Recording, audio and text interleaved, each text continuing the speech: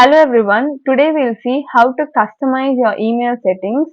So to do that you have to click settings and then select the email settings option. So here you will be able to send emails with your own email account.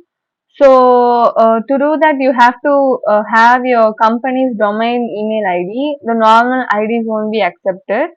So you have to type the email ID here. I have already typed my domain ID here, and you would be having an option to verify your email ID. So you have to click that, and that respective email ID would be receiving a mail to verify that particular account. So you have to verify that, and here the status will be changed to verified.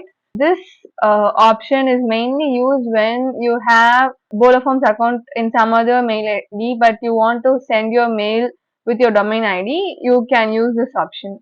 So after verifying your details, you have to click save. Thank you.